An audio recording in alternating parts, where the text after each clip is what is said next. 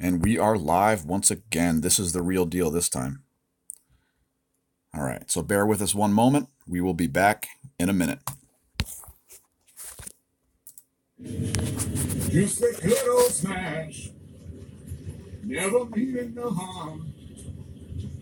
Data you never saw, been in trouble on social media since before its existence.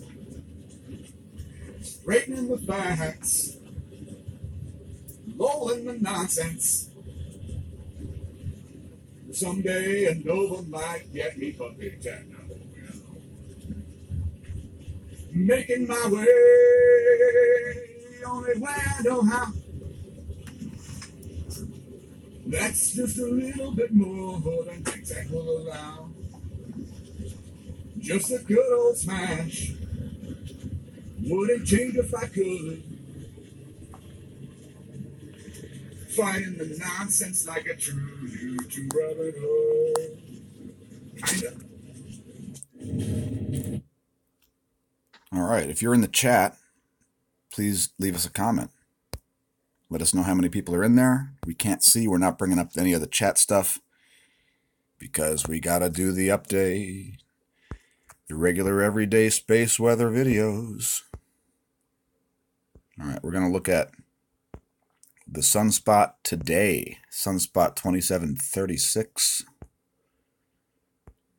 We're going to look at 8 hours of it in the colorized magnetogram, where we will see it start to degrade. Now, if you read the title of this video, there is a coronal mass ejection that is possibly already impacting the Earth. I saw a rise in the solar wind plasma density about half an hour ago, and we'll be checking to see if we're getting a big density spike where it goes above 10 protons per cubic centimeter or not. I believe the expectation is to have the highest density is expected to be around 20 protons per cubic centimeter, I believe. Maybe as high as 30.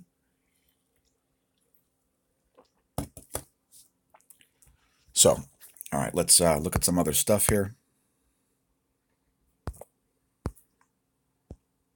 Just look at some sun now images instead of the custom. Although, I do recommend you look at the custom ones because they are good. Let's just look at the large image here in 193. Now, the concern for me, by the way, we got a ability to draw again, folks, is this coronal hole. This coronal hole, I'm not a fan of.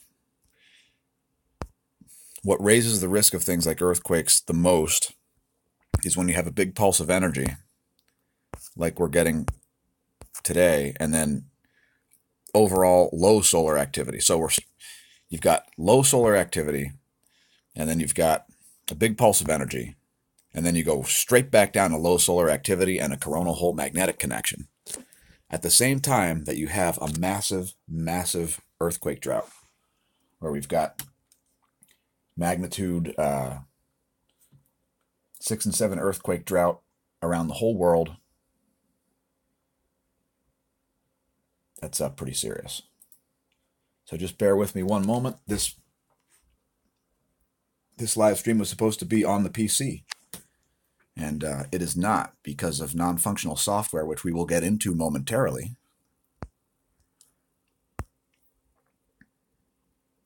All right, close that down.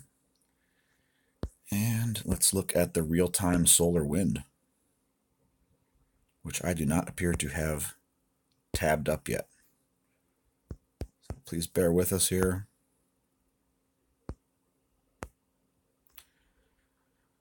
All right, that's not gonna...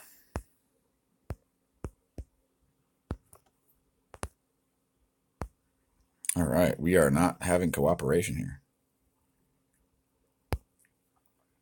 All right, you're going to have to see my desktop again, folks. I apologize. I am looking to getting streaming software. I just haven't gotten it yet because I've been a little too busy doing a lot of things, such as talking to local radio stations and creating all kinds of different marketing opportunities. All right. So we do not see a big spike yet in the solar wind density. And actually, we do see right now a near 180-degree phi angle.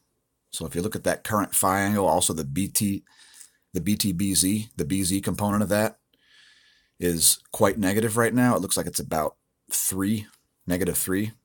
So we're looking at a 180-degree phi angle. That's a huge earthquake risk. That little spike in the solar wind density there, up to, where'd it get to? About, it looks like it almost got to 10. If that was the whole CME, I would be very surprised. It is not projected to be hitting at this point. Now, the solar wind speed, see how low that is? 285 kilometers per second. That's not good, because there's going to be a massive gradient when that solar wind arrives. Kalojan, it's an earthquake drought, not a volcano drought. There's lots of volcanoes going off. It's a volcanic uptick. All right, let's look at, actually, let me bring up the computer here and open my music software, because you can still have music.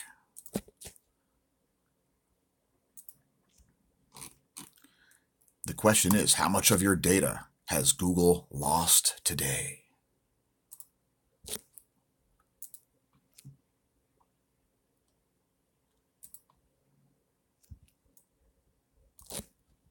All right.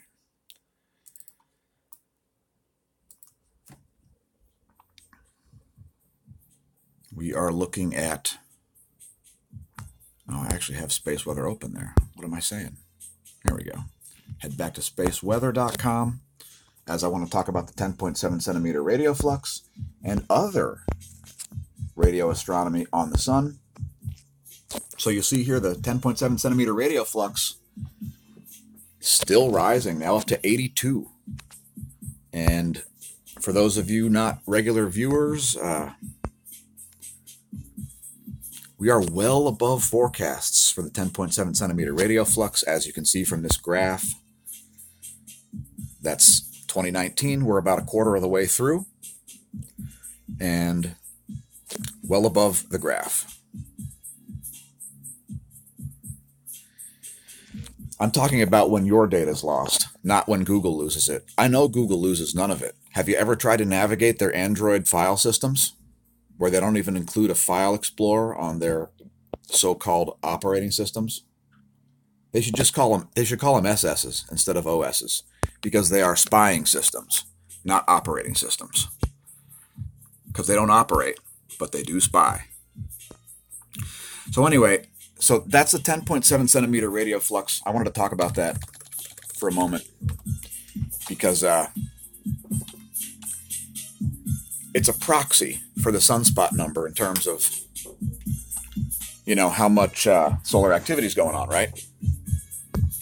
Now, this is a good sign, because there's a lot of, I don't know if there's a lot of argument anymore, but people are wondering if we're already in cycle 25 or if we're not yet at the end of cycle 24. The last solar cycle was a bit longer than the average. So let me just show you the comparisons here. There's a good overlap on Ben Davidson's site.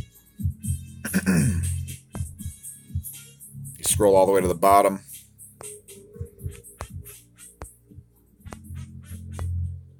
By the way, this track's called Mayor, and it's from the year 2000. Nearly 20-year-old track. All right. So there are your sunspot cycle comparisons.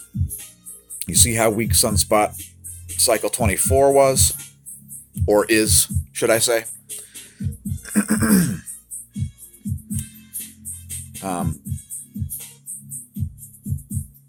Now, if you notice, 21, 22, 23, 24 is all a weakening process. So for those of you who think that the atmosphere lags solar activity by 20 years due to solar cycles, here's some data for you.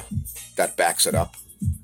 Now, that said, there's also some interesting stuff on spaceweather.com. Let's go back to that one once again. Not to be confused with spaceweathernews.com, folks.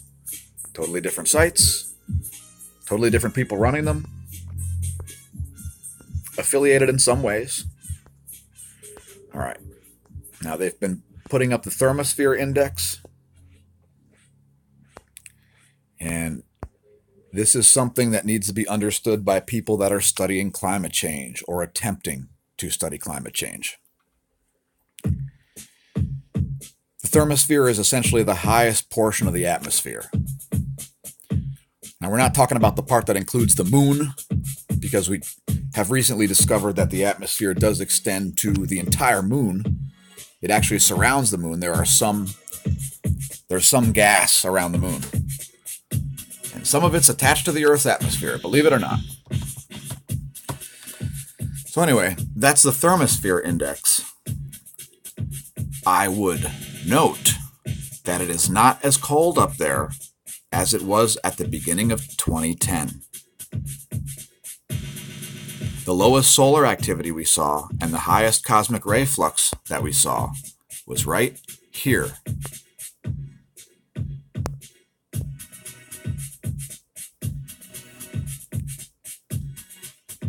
And this is because we measure the climate by measuring the air in the atmosphere. That, however, is not an effective means for measuring the Earth's climate, because most of the Earth's heat is in the oceans. Oceans emit radio frequency and infrared radiation constantly. They are massive heat batteries. And if you're not aware of the heat latency of water, then I don't know what to tell you. You got to take a physics class.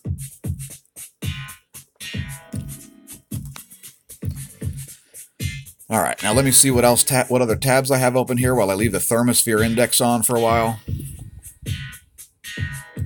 All right, next we're going to look at the gong 2, because people want to see the magnetic environment. The more they understand about the sun, the more they're concerned about the magnetic environment, because that's the first thing that happens, folks. By the way, magnetism travels faster than the speed of light, as does gravity. And we're not going to get into the weeds about the relationship between the two, because we didn't want to be too controversial. Yeah. Modern astronomy. It's a delight. Let's look at the synoptic for a minute here. This is a flattened view of the sun. For those of you who are flat earthers, please watch this video and share this with your flat earth pals, because this is proof that NASA knows that the Earth and the sun are both flat. Just kidding, folks. Having a little fun with it here because, dude.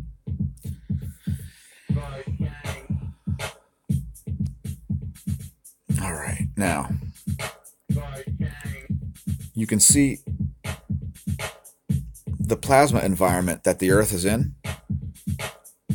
That is an indication that we are going to have no magnetometer spikes. The magnetometer is going to dip, because I would refer you to the last frame here. See all that dense plasma right there? That's not going to allow any magnetometer spikes, meaning the Earth should have magnetic smooth sailing. Unless that suddenly changes, which it is prone to do, but it doesn't look like it will, based on what we're currently seeing here. Keep in mind, when viewing magnetic fields, part of the problem with astronomy is that magnetic fields obscure magnetic fields and interfere with them. So here's the ecliptic view of the same thing here. This is essentially the same thing. It's just a different representation of the data. And it is a model, keep in mind, and it is 2 hours and 2 minutes old. This is compiled through stereo A, stereo B, and ground-based Earth magnetometers. a lot of ground-based Earth magnetometers. So this isn't precise, and if there's any part that's not precise, I would say it's going to be this area over here, in that stereo B doesn't really work right anymore.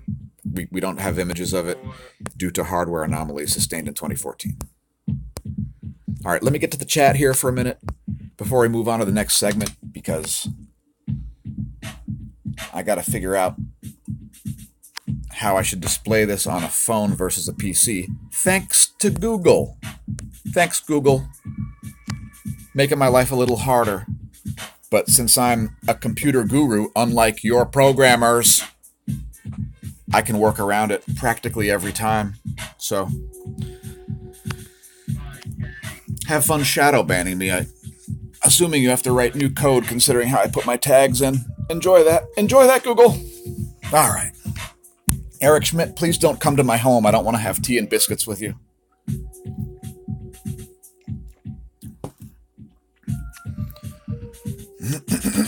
All right, next we're going to look at the Space Weather Enthusiast dashboard, which I think I might actually have it open here. Oh, who cares? It's right there on my desktop anyway. What up, snowflake vaccine? Ooh, ah, ooh, ah, ooh, ah. We're going to have the KP6 non-deadly venoms today. How about the GOES X-ray imager? There should be some fireworks on this one, folks. Are you a solar sightseer who doesn't understand the physics? Watch this. You want to see some X-rays? There's some X-rays.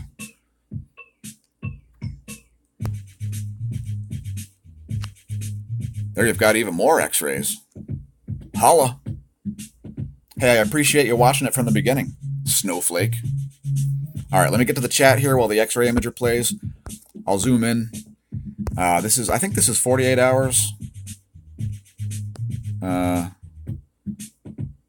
24 hours, I guess. I'll zoom in on 2736 while I look at comments. All right. Welcome, everybody. Kalo Jan.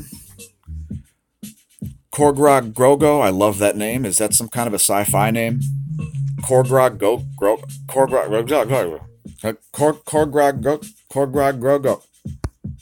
I love that name. That name is freaking fantastic. I guess I can't move the position of the... Darn you! Oh, man. I had it zoomed perfectly. All right, now I'm spraying the comments with X-rays. How do you like that? All right, again, it is an earthquake drought. The 6 and 7 earthquake drought is extreme. And really, we've been having a volcano drought, too, over the past 25 years. I mean, the last major eruption was Pinatubo in 1991, right?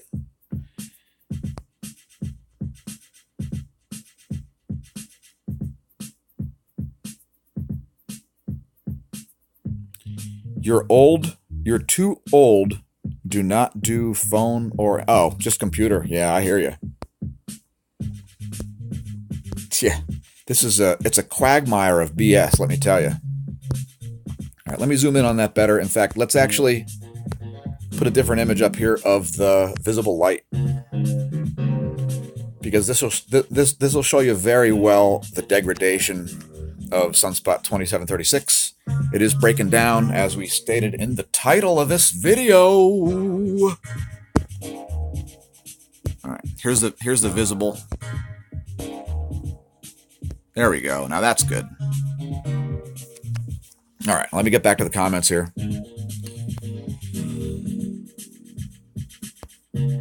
Korgrog Grogo. What a great name. Does the moon act as a resistor or capacitor between the sun and Earth? I would say to some degree it acts as both. Wouldn't you? The speed of weed is 9.8 brain cells per toke. I don't know. Is there satellite, a polar sun orbit. No, we don't have a satellite in a polar sun orbit. I wish we did. We have a composite image. If you search for the solar North Pole, there is an image of it. It's a composite image. But the solar polar North Pole is just a constant coronal hole, and people do not expect it to look like it does. When you look at the sun from that angle, it just looks like a ring.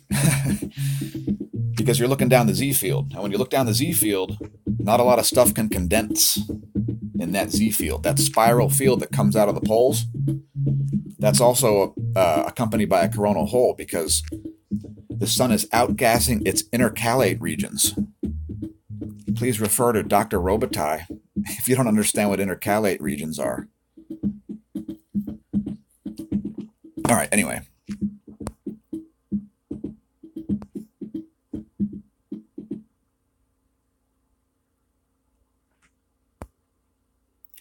You say you can see farther with the zoom on the new cameras that is 2 to 3 times as far as the curvature of the horizon.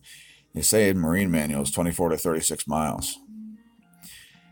I've been at the beach. I've been on boats. I've watched boats disappear hull first over the horizon.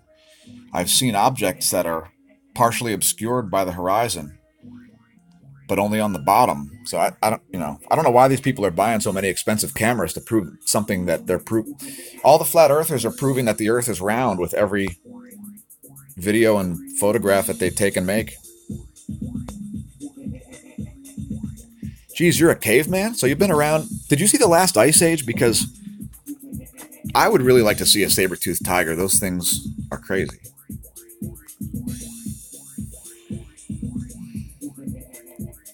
Hey, Snowflake, where are you located? Because I woke up extra early this morning, too, and I felt pretty decent.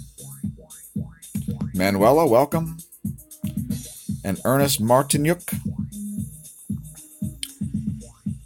Are you talking about the Popocatépetl eruption, or are you talking about Bezimiani? Because Bezimiani produced a stratospheric volcanic ash plume. It was erupting at 50,000 plus feet of altitude for at least 24 hours, but it was probably more like 48. Yeah, Bezimiani was bad ass volcano, man. Big time. So I didn't see any footage of Bezimiani. If you've got any, you should be able to post a link in the live chat there. Anyway, let's get to some other stuff here, as we don't want the video to be 6 hours long. Let's just look at the Enlil forecast here, because this is going to tell you what time NASA is predicting the coronal mass ejection to arrive. Let me close the chat here for a minute. Wait a minute. You're in Czech Republic? Is that your native location? Are you You're a Czech. That's crazy. The internet's an insane thing. You know, I got friends in Portugal, Belgium, lots in the UK, Germany, Netherlands, South Africa, Cyprus, Taiwan, people all around the world. It's quite interesting getting the perspective of people. The most interesting thing about Czechia is that they're the biggest consumers of beer in the world. They consume a little more than the Irish. And then I think it's the Germans and the Americans or something like that. The Czechs are also the inventors of the Pilsner beer. One of my favorites. Pilsner or Kel, the original Pilsner beer from the town of Pils. All right. Last weekend was weird. By the way, we're getting like a windstorm and like just scattered weird storms. There's like a windstorm going on now here. There's a huge pressure gradient just south of us. And there's an upper level high-low gradient thing going on.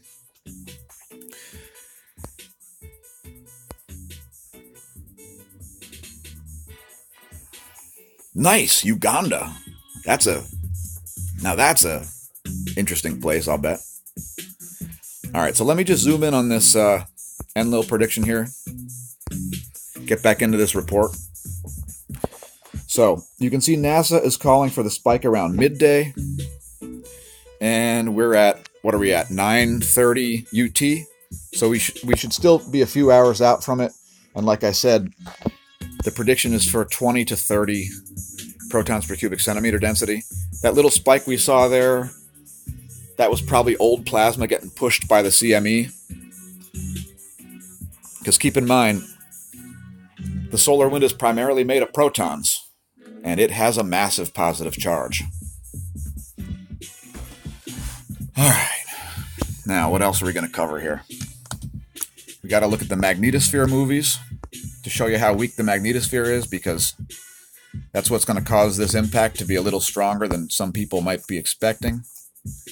And I do expect some power grids to probably get hit. In places like Uganda, for instance. Their power grid is probably not sophisticated enough to deal with today's storm, and it's probably going to be around noontime for them. Now, the northern hemisphere places will get hit a little harder because we're after the spring now, so the greatest pressure on the ionosphere will be north of the equator. Also, there is the South Atlantic anomaly, which does figure into all of this.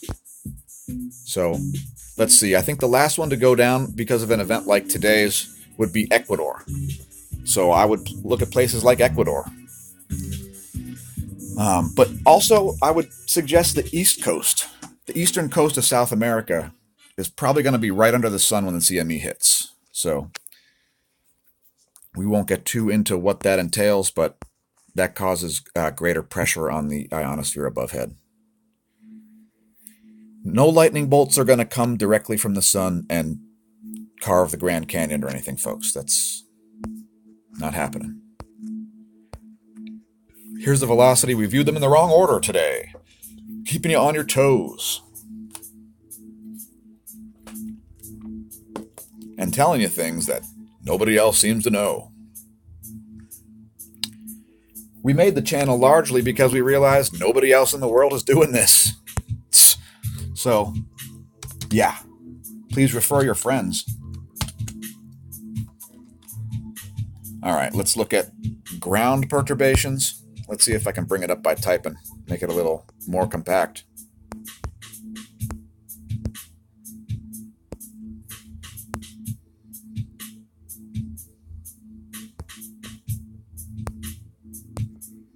All right, we're just wasting time here. Let me just go to the desktop. Right there. Most of the tabs that I show you every day, viewers, are just sitting on my desktop. I think I have nine screens, 9 desktop screens, and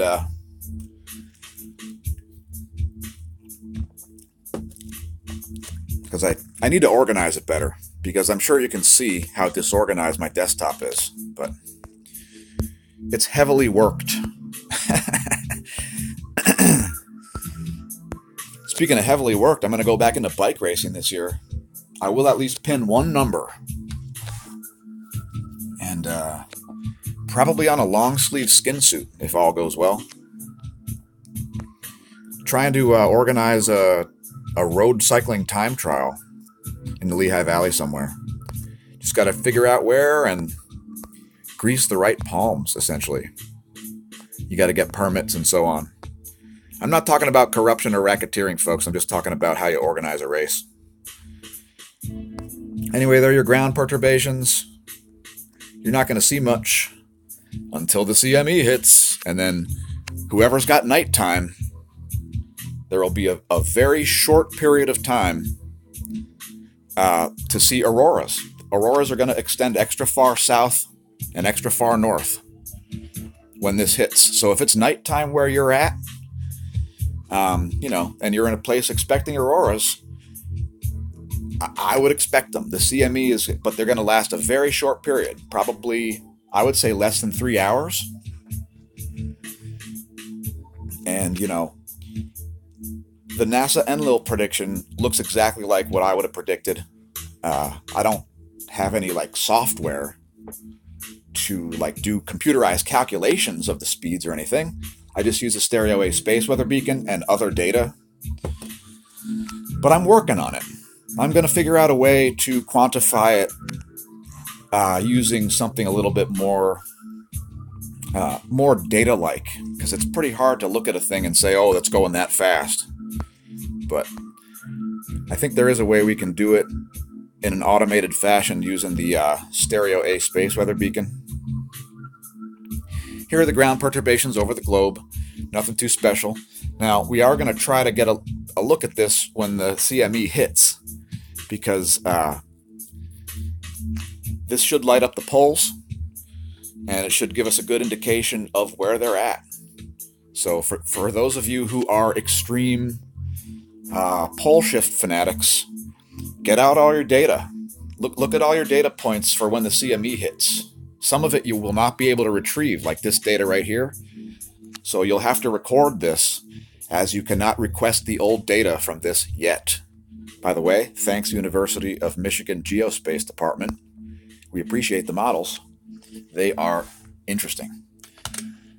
And let's look at volcanoes.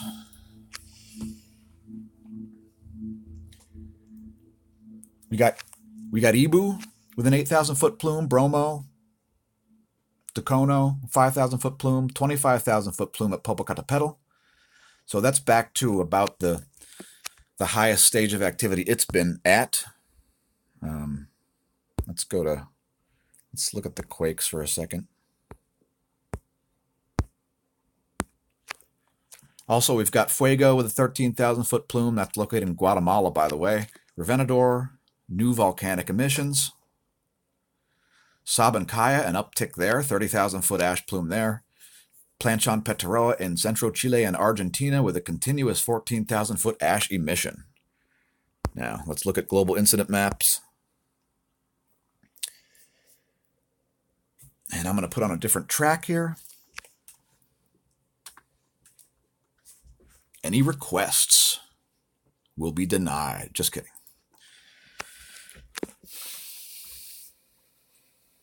All right. I'm not sure which one this is, but I'm going to play it anyway. All right, this is an ancient song.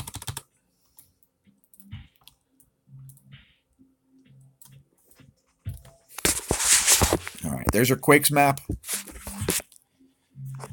I'm just going to draw in the warning zones real quick. If you're in these areas, you are experiencing a massive 6 and 7 drought. Yes, here too. Over here. Massive 6 and 7 magnitude earthquake drought. So have a plan and don't be a liability if a disaster happens. Be an asset. Know what buildings are going to fall down beforehand. You probably already know which ones, don't you? So be aware of that. And bear with me. I will be back in 47 seconds or so.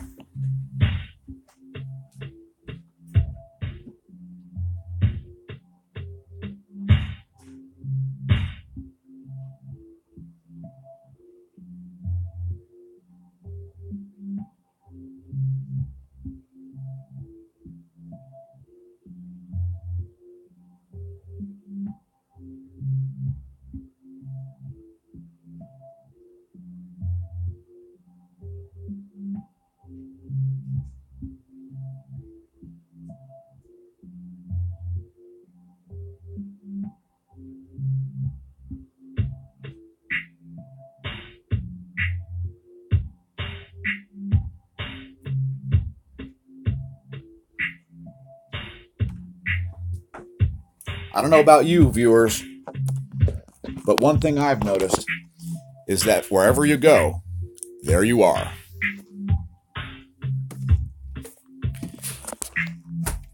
Let's just read the list of earthquakes. Looking at 4s. We have a 4.9 in Alaska, 5.0 in Tonga,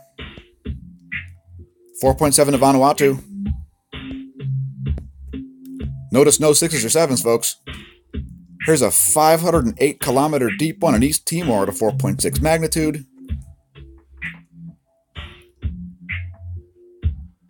One quake listed as 4 at New Zealand. Actually 100 kilometers off New Zealand. If we have any New Zealand viewers, please let us know if you felt that one.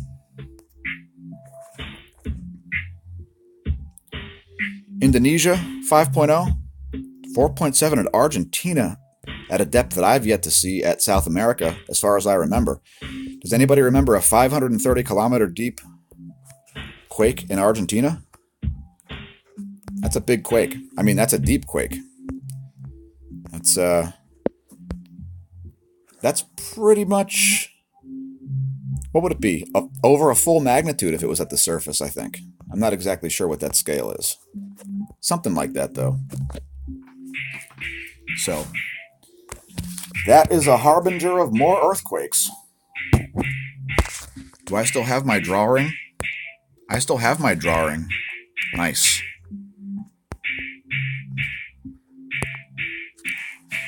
If you're in those areas, wait, those areas, have an earthquake plan, because this CME is going to perturb the magnetosphere and then it's going to drop down to nothing.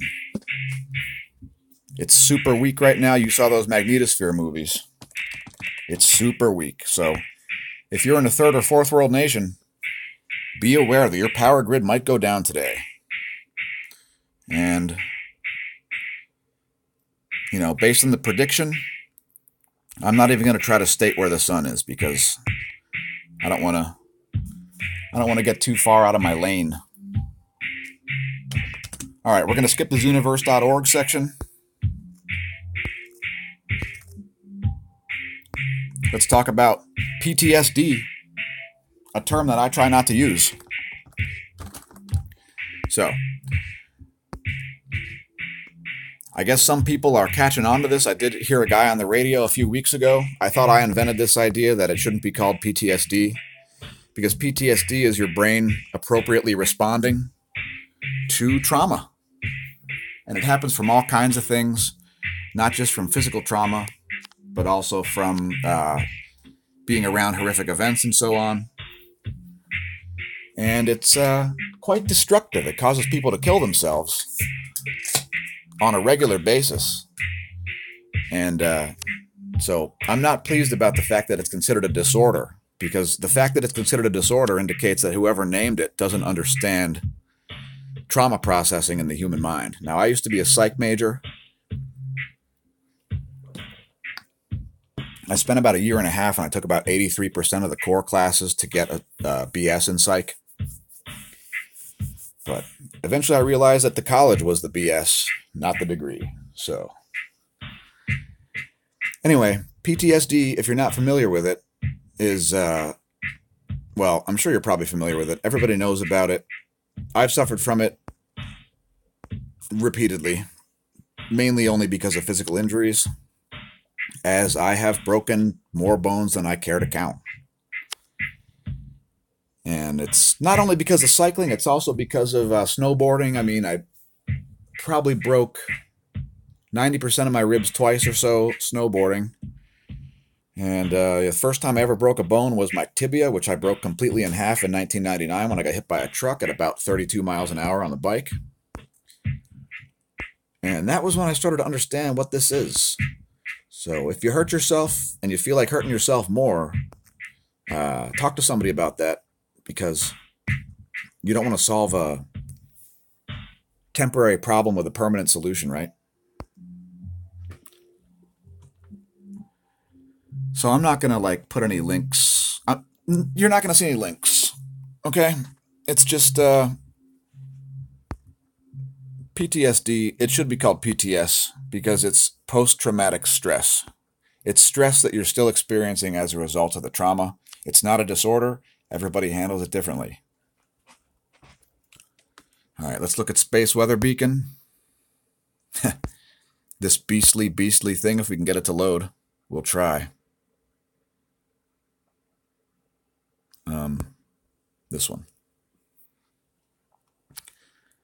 And I'll tell you right up front, there's no extra ejecta out of any of those C-class flares, at least not Earth-directed ejecta, as it would be super obvious on this view. And I'm just going to densify it a little bit for you here. I'm a little jealous of everybody who's watching this on a large screen. Keep in mind, my monitor is old and small, and I have to change the resolution, which makes it even smaller. All right, what am I looking at? All right, we need 100 frames. We'll give you the full res that we can get here. 100 frames.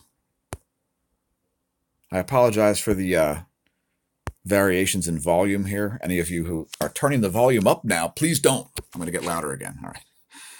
I'm going to go 20 frames per second. And that should give us, that's basically the max res you can get for the current day.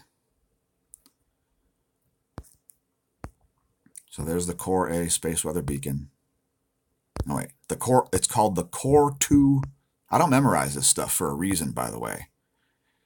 Stereo A Core 2 space weather beacon. If I knew what it meant, I would probably remember it. But I have no idea what a lot of these acronyms stand for because I don't care. It's like memorizing historical dates. It's totally arbitrary and all but irrelevant.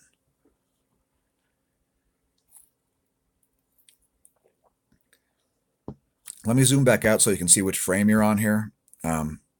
As the last frame, the last few frames are going to show the most recent C-class flaring. You will not see any ejecta blasted off like we did the other day, which was the 20th. So not really any, a couple little bumps of plasma I'm sure came out of there. It looks like a tiny bit came out, but that's not. I would also draw your attention to this. I'm not exactly sure what we're looking at there. But I like this line that looks like a streamer here. You see this? Not that. That's my earthquake zones. Look at this line here.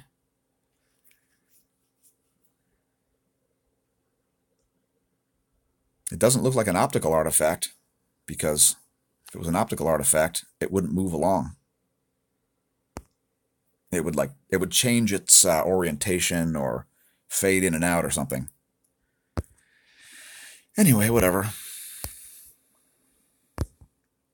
Don't have nightmares about CMEs. It's not going to be that bad. Let me go back to the comments here if I can figure out how to operate this software. You ever feel like you're walking through a swamp? A software swamp? All right, what else do we have? Planets today, we'll just pass that.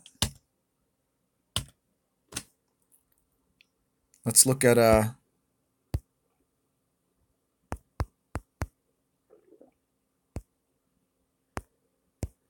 let's look at cosmic rays real quick. All right, bear with me.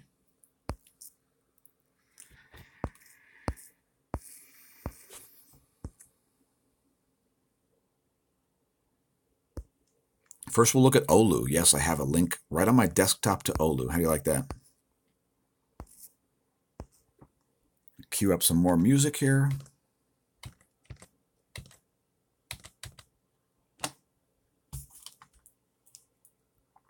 Jeez. What is happening? It's a disaster. It's a train wreck. By the way, my initials are DJN. And I'm DJing a lot of the time. Mostly for free. So there's your cosmic ray environment. Let me close this for a minute. There's Oulu, Finland. Nothing too crazy. By the way, there's the historic environment. I would cite the fact that cosmic ray flux was higher in that period than it is now. If that makes you mad, sorry. Most of the monitors agree.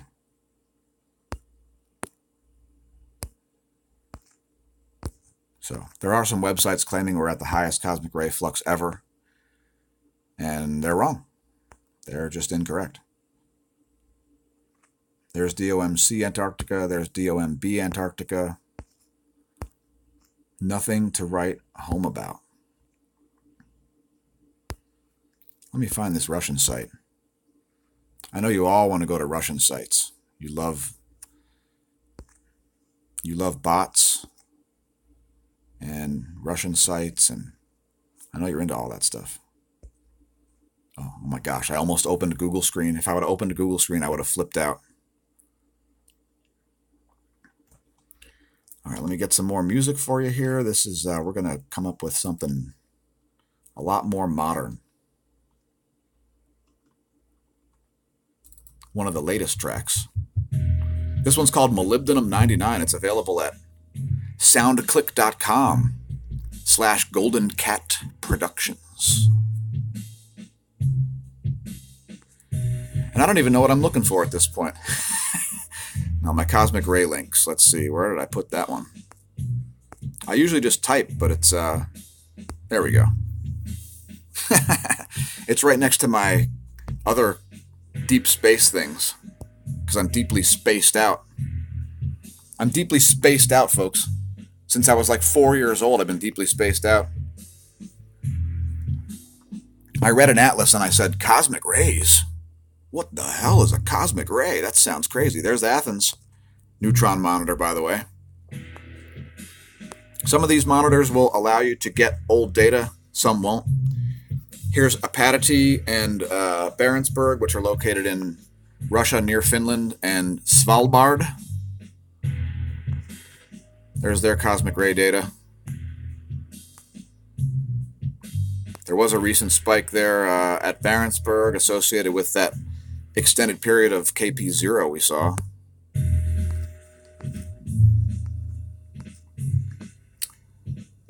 Mexico City.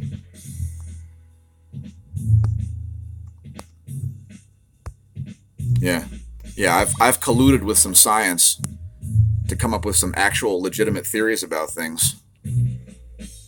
Neil deGrasse Tyson, meanwhile, goes on the Joe Rogan show and people are quoting idiotic things that he says every day. Check out the Moscow neutron monitor. Geez, they got no neutrons there. They haven't reported since the 22nd of February, folks. Somebody send an email to Moscow neutron monitor. And we've already seen Oulu, so let's move on to some other stuff too.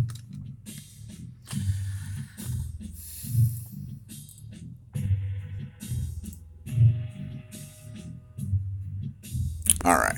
Since I have 25 tabs open, I'm going to close some. What do you say?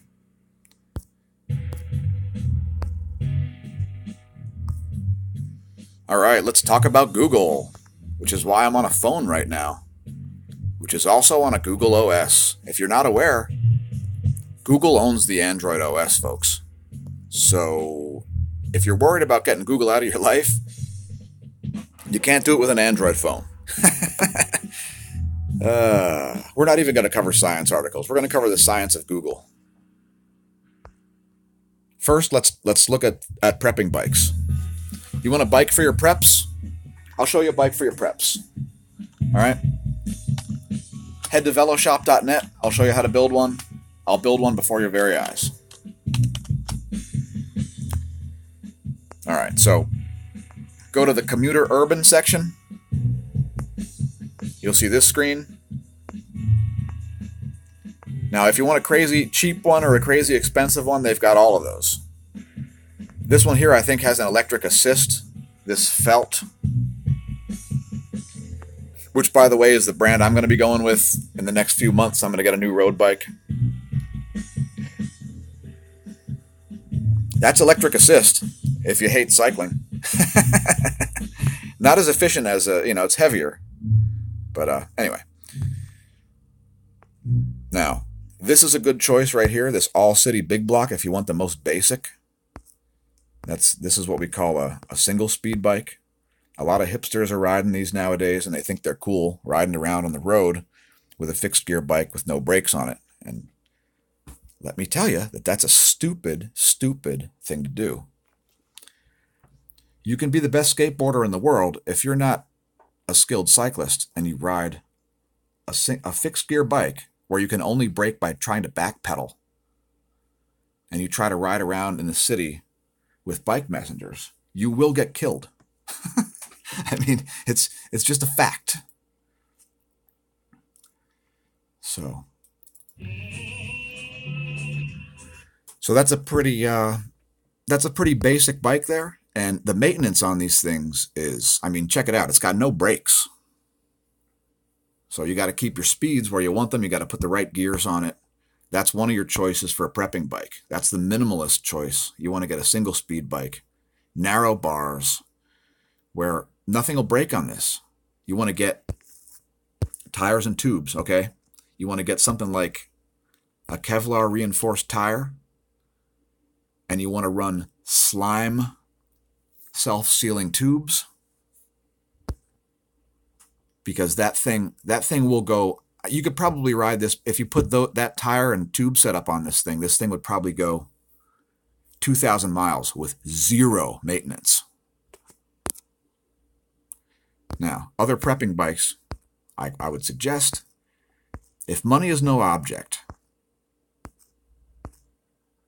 if I was going to build the ultimate prepping bike, I would be looking at some of the BMC products. Now, I would get one with a rack already installed on it, pannier rack. But I think a lot of these have the capability to do that. If you're willing to spend $4,000 on a prepping bike,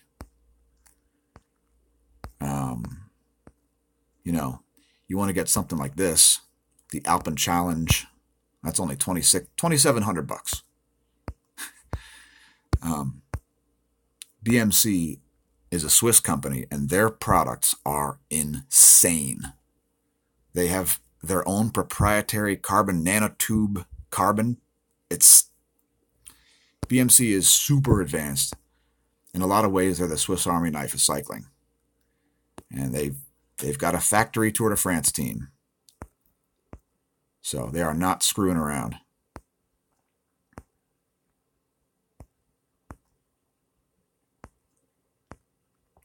Let's look at page 2. I didn't even look at page 2 yesterday when I was thinking about prepping bikes.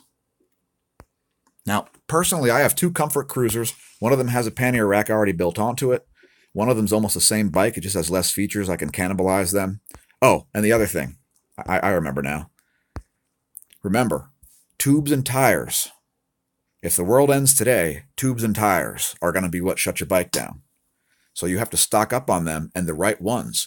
You have to decide if you want Presta valves or Schrader valves. And you need tires that are durable, not race bike tires. Race bike tires are designed to be light and fast. So if you're riding race tires, which I actually did this year, and I reminded myself why not to ride race tires. I was out riding my time trial bike on hosted group rides on terrible roads around the Lehigh Valley, and I destroyed both my beautiful Panaracer race tires. Now I got to get 3 new tires for my time trial bike, for my training wheel, and for my disc wheel. So that's why not to ride race tires when you're not racing. They say racing only for a reason, folks. All right, let's move on here. Talking too long about bikes. Now, here's an article from Zero Hedge, 2018. Research shows Google's search manipulations tried to rig election for Hillary. This isn't tinfoil hat, folks. This is real. Okay? Google was one of the largest donors to the Hillary Clinton campaign. Think about that. Now, Eric Schmidt has been stating that Google has been shadow banning search results. We're not talking about YouTube feeds here and your notifications not getting through. We're talking about search results. So the next time you say Google it by accident, that's a dumb accident. Because Google is not a verb. Google is a spying organization with a political agenda. DuckDuckGo and Brave browser. Get rid of the Chrome browser. Get rid of Google as a search engine. Use DuckDuckGo as a search engine. Use anybody besides Google. Now, all of the major search engine providers are able to do the same thing now because Google has set a precedent. which means Bing and Yahoo and these other companies have to also sell ad space on search results, which means they're not objective. What made Google Google is their simple search algorithm. Search algorithms are supposed to show you the most popularly searched for sites on that search engine. So if I type in a URL and it takes me 12 pages to find that page, that's Google. If you can't figure out why you're not getting certain YouTube videos, that's Google. The Android OS needs an open source alternative. Somebody needs to make a company that has the open source code that is Android and just put out a different brand. That's all. We need a different brand of software. And by the way, let me reiterate, it's open source. This is all based on open source Linux software. So you can write the code. I'm not writing the code. I got out of that stuff in about 95. But I'm a real computer nerd, by the way, folks. I started writing computer code when I was about 4 years old, maybe 5, maybe 6. So I don't want to get into my whole history about computer code writing, but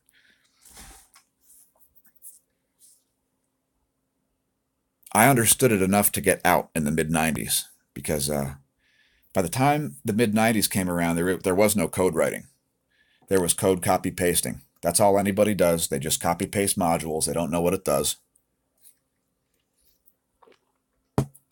I was born at a very unique time, and my insight into the way computers work is a little bit, I don't know how you'd say it, advanced.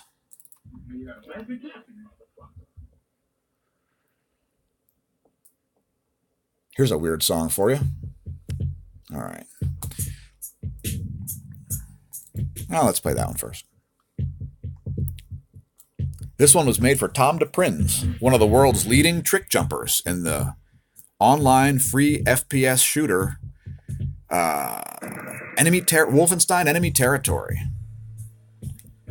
He's literally the world's best trick jumper in the game. He's taught many other people how to be almost as good as he is. Tom DePrinz of Belgium. Shout out if you're watching the video. He's probably skiing somewhere right now, as Europe is covered with snow. I am way behind on everything. All right, let me get going here. Here's a story from Politico. And by the way, I was screaming about Google by 2016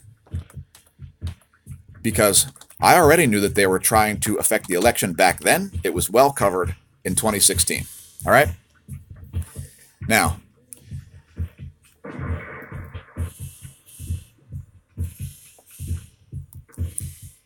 this article here is from 2015. Okay? That's how early we knew about this. Now, there's a fellow called Robert Epstein, who's doing some work about this. And that's not the right thing. That's about solar radio flux, folks. Now, if you type in mygoogleresearch.com, you will not find anything. You will find this crap. All right? But if you type that URL in, you will find this page. You cannot search for this. You have to type in the URL, mygoogleresearch.com. This guy is studying the behavioral aspects of the creepy line. So check out this site. There's the URL. Don't say we never gave you any interesting information. This guy is a research psychologist. And he's got quite a lot of info on this, so I suggest reading up on it. Now, here's an article from Business Insider. If you thought Google was objective, I feel sorry for you. This article is from 2013. In a response to a class action suit, Google liars argued in court that Gmail users, or anyone that sends emails to Gmail users, should not expect privacy. According to Consumer Watchdog, Google is either lying to the court or to the public because it has repeatedly said that it respects users' privacy. By the way, if you'd like to send us an email, you can reach us at smashomash@gmail.com, the address associated with this channel. Let's look at Investopedia. If you have Gmail, it spies on you. It uses the contents of your Gmails. It uses the body of your Gmails to try to send you ads. That's how it works. If you read the article, you'll find it. You can just search for Eric Schmidt crossing this creepy line. You'll find it. It's easy to find. Business Insider. BusinessInsider.com.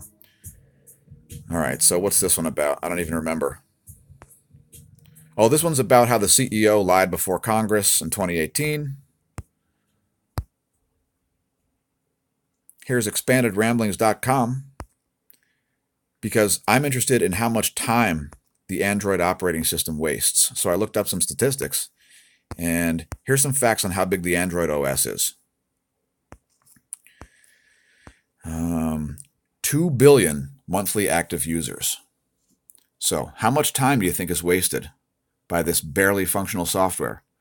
I mean, have you ever looked at their file menus? Here, let me show you a file menu. If you're not familiar with Google's nonsense, I'll just bring up something here. Let me see. How about Google Drive, right? It's used to manipulate files. Let me show you how crap this is. This is not how you write software, people. You're supposed to have save. You're supposed to have a file menu that says save. Not this. What is this? What is this shite? What is this shite? There's no save there? Get this out of here. This is nonsense. Now, Google, we don't want to see you destroyed because you have too much infrastructure that people are relying on. The Maps software is great. I love it. I use it every day practically. But as far as this inability to write software to do anything except spy, it's not going to fly. And I notice your share price has been plummeting.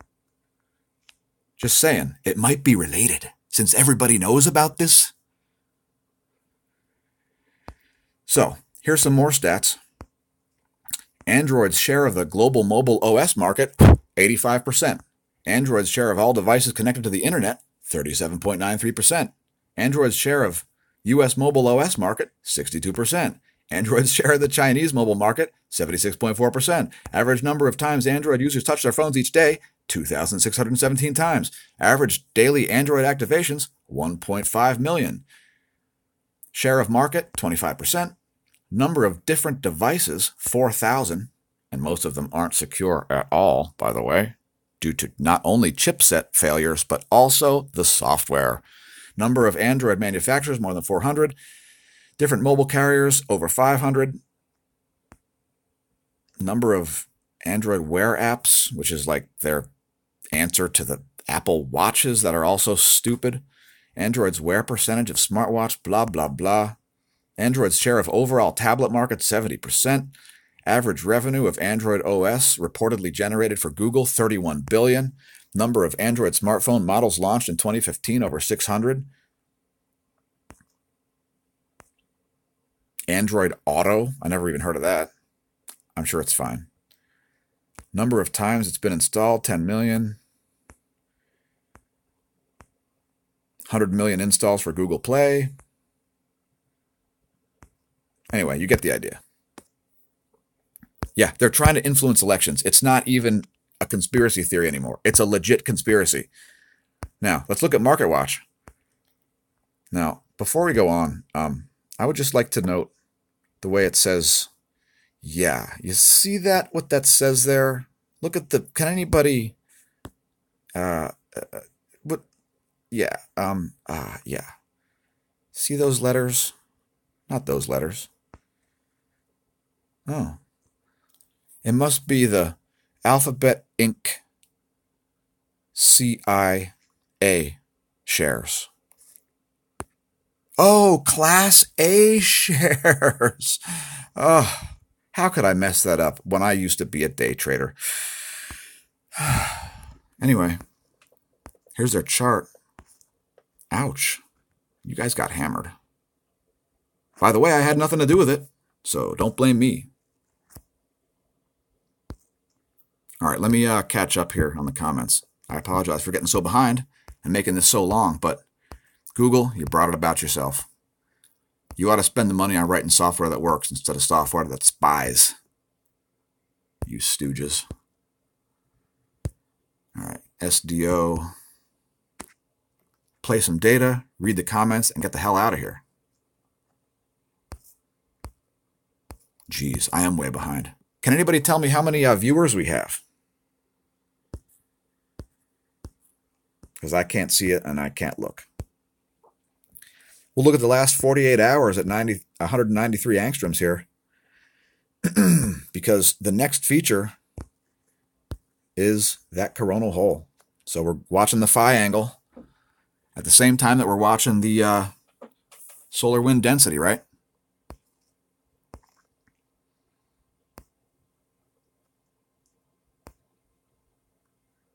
Hey, you know what's a crazy number I heard? If anybody can look this up for me, I ain't going to look it up. Somebody said recently that it was only going to cost a few $1 billion to completely fortify the U.S. electrical grid infrastructure from coronal mass ejection damage. I think they meant trillion, which would still be worth it, but their argument was that a few billion is too much to spend to completely beef up the infrastructure. I don't believe that that's the right number. Can anybody verify? Tornadoes in Germany, there you go. Thank you, Harry Wire. That's very rare. Are you in Germany, Harry?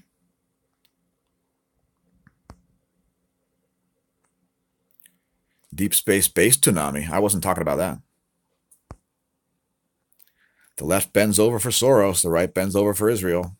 You know, there are a lot of people that are right of center that don't prefer any of the warlords. All right. Inflation, it's all because of the central banks. We need a real market on money, not a banking cartel determining what interest rates are. If your local grocers all got together and figured out how much they'd charge you for apples, that would be illegal. Bankers do it. It's part of their job.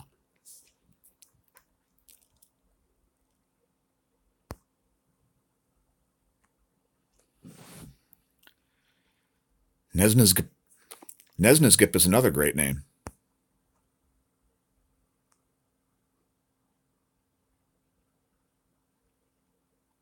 Pigs in Zen backwards.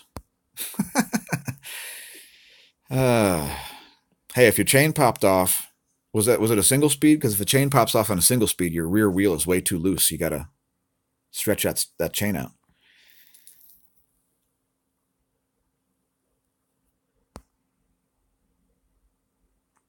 Yes, you can get a good rack on a bike. And you can even have an A or B cup and still have it be a good rack, by the way.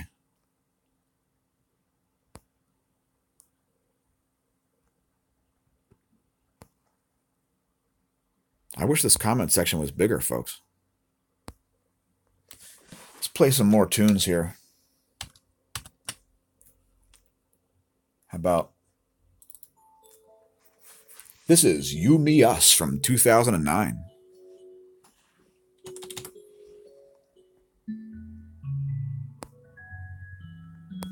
Oh my gosh, I'm so far behind. Let's give you a different SDO view here.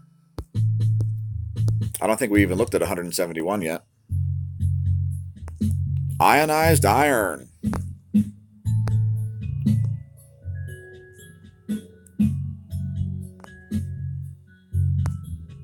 They have a visually stimulating comments section.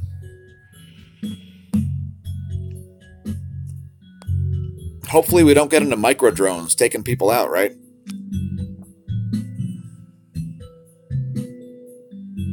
That's exactly right, Kalojan. That's exactly right. Google is inherently political, and that's the biggest problem. They should try to be businesslike and be objective and stop being so goddamn unprofessional. I mean, those millennials that think they know how to program computers, you ought to see what happens if Windows doesn't turn on. If they can't get into Windows, they are done. Done.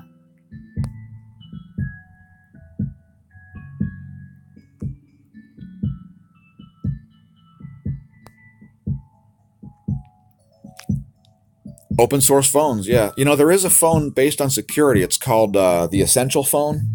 It's got a crazy case. The case is made out of like ceramic or something. Ceramic and titanium, I think it is. It's a crazy phone. It's about $400, but it's like a vanilla copy of Android on it. I'm not sure what the upgrade situation is. I haven't looked at it for a while, but the Essential phone, it has a version of Android, and I'm not sure what the chipset is, but I assume if you encrypt it, you could probably make it fully secure.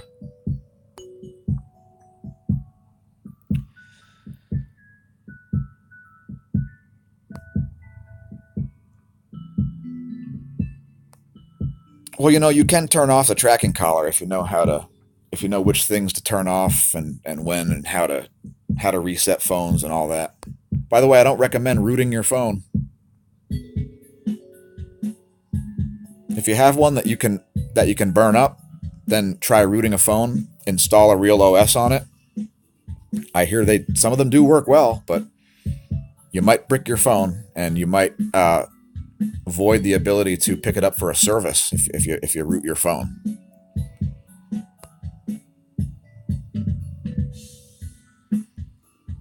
Am I all the way up? Am I over 1,300 subs now? Because I wasn't expecting that. It was such a slog from 1,000, right? It didn't really go back under 1,000, but then it just so slow.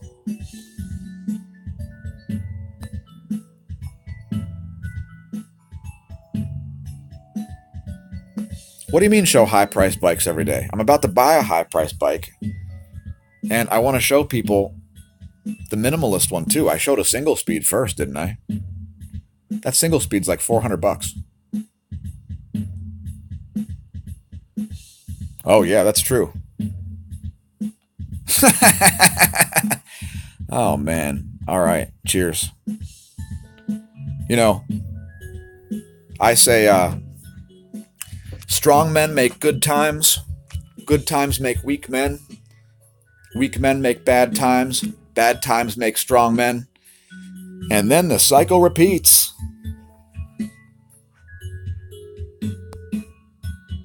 We don't censor anybody here. I did have to ban somebody from commenting for 10 days or something, 2 weeks, because he wouldn't follow the simple rules of don't spam the comments. So anyway, I've been a message board administrator for about 15 years now. You know, I started before MySpace was a thing. Believe me, I know how to administer comment sections. And I apologize if I seem like a douchebag sometimes. But everybody seems like a douchebag sometimes. Cohen, Google's part of the CIA. I'm going after Google because they keep messing up my ability to stream and a lot of other things, and waste billions and billions and billions of hours of time every year because they keep changing their software and it never worked right in the first place, and they have a bunch of redundant crap, and they're wasting space in your phones, and they don't know how to create a file system for an operating system, which is what an operating system is supposed to be based on. It's terrible. When big corporations suddenly go quiet and dumb about everything, it tells you who they're aligned/controlled by. I don't think Google needs to be controlled by the government. Google is a lobbyist. Google isn't the government. Google's a private organization, which is too big for its britches. Way, way too big for its britches. And it sucks at nearly everything it does. Google Maps is great. Gmail is crap. YouTube is required if you want to get a lot of videos out to a lot of people. By the way, we're going to get some software that's going to allow us to TriCast. We're going to have everything going to Twitch. We're going to record everything. We're going to upload everything to minds.com/smashomash. So yeah, it'll be YouTube. It's gonna eventually be every video, YouTube, Facebook, Twitch. There's going to be different stuff on Patreon, and then whatever the other one was. I can't remember. It's so irritating though. Let me tell you, if you think it's easy putting out this many videos that are this long, especially the produced ones, by the way, the produced videos that we make. I mean, sometimes the files are like over 2 gigabytes. It's tough dealing with files that big, and it takes forever to process.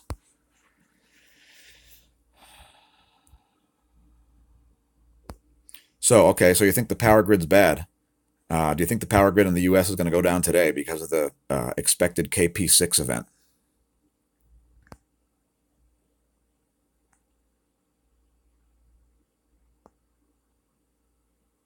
I can't do a live stream when the CME is hitting because I'm going to be doing applied science in the field. For you new viewers, I work for a science company and I do field administration, so I have to drive around from our laboratory to clients, and it's primarily logistics, but I have to be the representative on site. I'm the chain of custody guy, and then I'm the authority from our company when I get to the locations, advising clients about things like how to refrigerate things and all that sort of stuff. I'm the point of I'm the tip of the spear. Many clients, I'm the only person that they see from our whole company.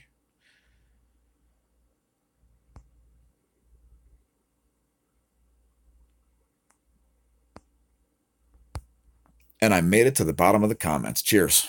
Thanks for all the comments, folks. I appreciate that. -8 in Kitchener. That's chilly. Yeah, we had a hailstorm here. We had snow here yesterday, and then I'm in eastern Pennsylvania, by the way. We had snow here, just a little north of here, and then yesterday when I got home from work, we had there was a hailstorm. I thought it was sleeting, but the wind was blowing real hard. It didn't look right, and we went out and there was some hail. There's a video about 3 videos ago. Maybe I should make a channel just to make exclusive videos about live streaming. I'll just live stream over and over again about live streaming. Let's close things out at 94 angstroms. This is a 48 hours view, by the way, because the custom views they can be a pain. We'll just give you the zoomed out view. So any other comments, questions, hate mail, anything like that? Because we'll play one more track. Tilt-A-Whirl. Those folks not aware what a tilt-a-whirl is. Does anybody not know what a tilt-a-whirl is?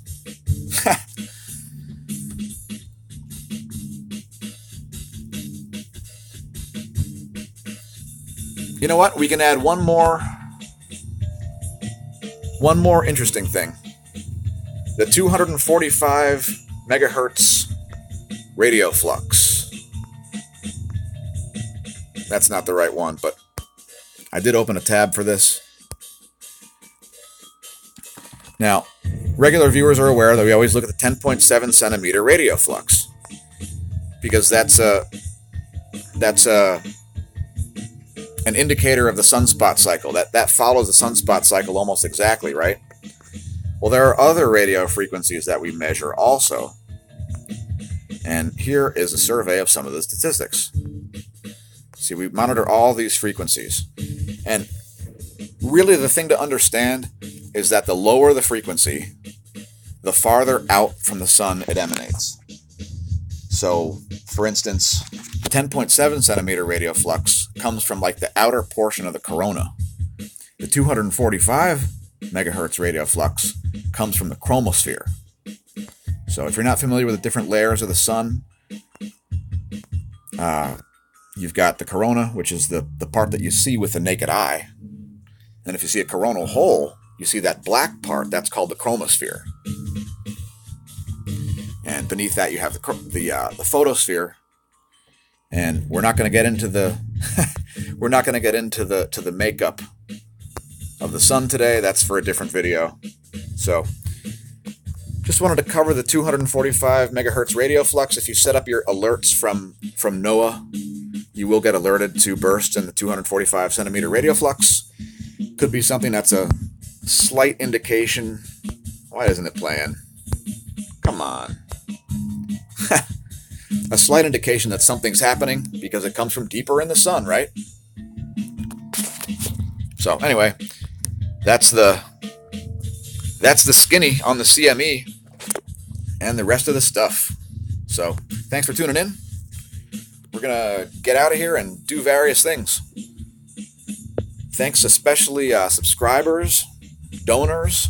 Hit up our links in the description. Leave us a like. Leave more comments if you missed the live chat. We don't mind. The videos are time sensitive and they come out daily. May the solar wind be at your back and the atherosclerosis absent from your veins. And remember, on your way drive and don't drink. And if you drink, don't drive. And just please don't drive.